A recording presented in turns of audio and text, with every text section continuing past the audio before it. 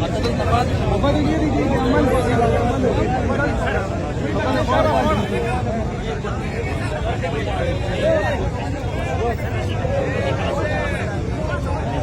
الرحیم، کل انتہائی ایک اندوناک اور ایک افسوسناک واقعہ پیش آیا، جس میں ایک اسٹریٹ کرائم کی واردات کے دوران ایک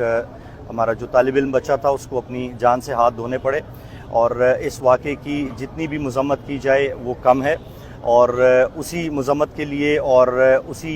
بیسیکلی اس کے جو ملزمان ہیں ان کی گرفتاری کے سلسلے میں آج مختلف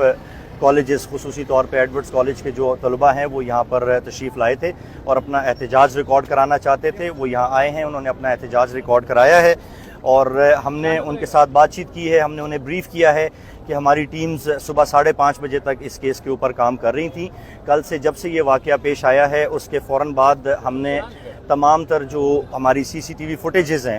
قریب کے علاقوں کی اور اس واردات کی، جتنی فوٹیجز ہمیں دستیاب ہو سکتی تھیں ہم نے ان فوٹیجز کو حاصل کیا ہے۔ ان فوٹیجز کے حصول کے بعد ہم نے ایک آئیڈینٹیفیکیشن کا ہمارا ایک مرحلہ ہوتا ہے، ہم نے ان فوٹیجز کو اپنے انفارمرز کے ذریعے اور دیگر لوگوں کے ذریعے، اپنی انٹیلیجنس ایجنسیز کے ذریعے ان کی آئیڈینٹیفیکیشن اسٹیبلش کرنے کی کوشش کی۔ اس میں ہم کافی حد تک کامیاب ہو چکے ہوئے ہیں، اور ان کی آئیڈینٹیفیکیشن جو ہے وہ آئیڈینٹیفیکیشن کے مراحل ابھی جاری بھی ہیں، کچھ کی آئیڈینٹیفیکیشن ہو چکی ہے،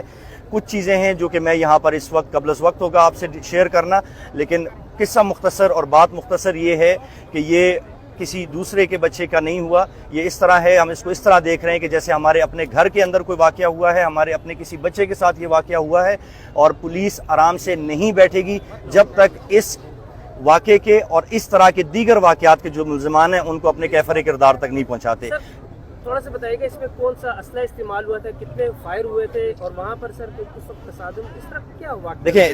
دو مسلح موٹر سائیکل سوار تھے 125 پہ، انہوں نے رکشے میں سوار جو یہ بچہ تھا اس رکشے کو روکا، اس کے بعد وہاں پر انہوں نے اپنا جو اسلحہ تھا، ایک شخص نے رکشہ ڈرائیور کو بلاک کیا، دوسرے نے جا کے اس بچے سے موبائل چھیننے کی کوشش کی، جس کے اوپر مزاحمت ہوئی۔ مزاحمت کے بعد جو ابھی ہماری پوسٹ مارٹم ایگزامینیشن رپورٹ ہے اس کے مطابق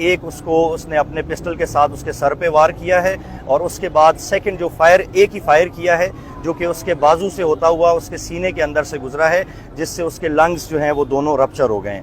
جو اس کی بیسیکلی موت کی وجہ بنے ہیں۔ تو بہرحال ان تفصیلات کو ہم بعد میں بھی ڈسکس کر سکتے ہیں۔ ابھی ہم نے ہمارے